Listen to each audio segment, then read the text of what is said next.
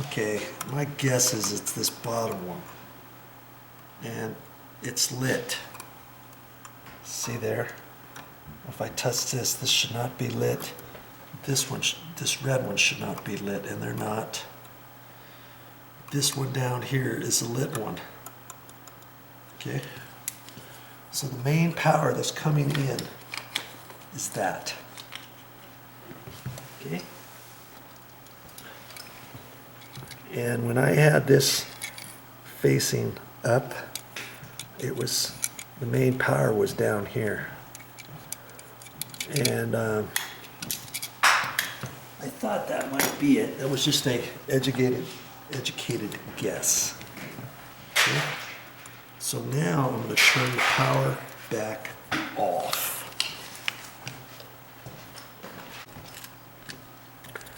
So I look at this, it's no deeper than the other light switch. That's why I think I can fit it all back in there. But you got to remember, I've got 4 wire nuts to go in here.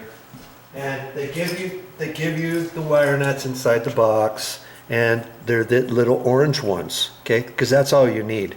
Because this wire is stranded wire, and I twist all of the strands together.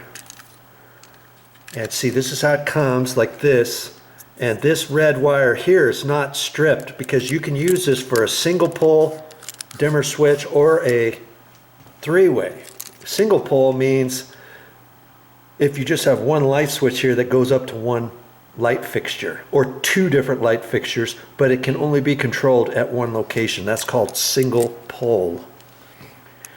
But if it's connected with this switch and another switch where you can turn the lights on and off at either location, it's called a 3-way. And so we're going to hook it up with 3-way.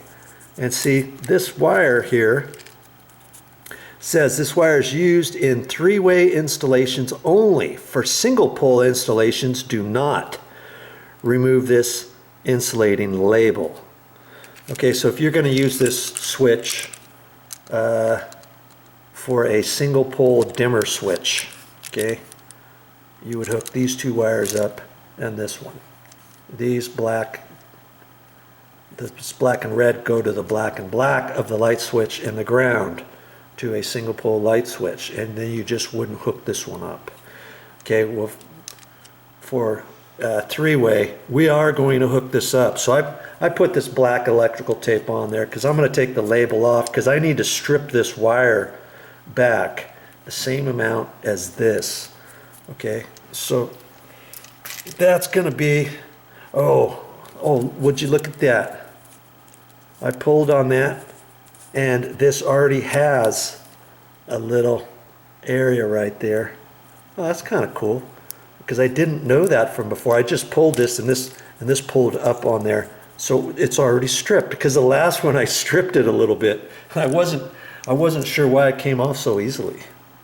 Okay, so now I'm going to twist that. I got to remember that's for the 3-way switch. Okay. All right. So now that we got that figured out, what do we do next?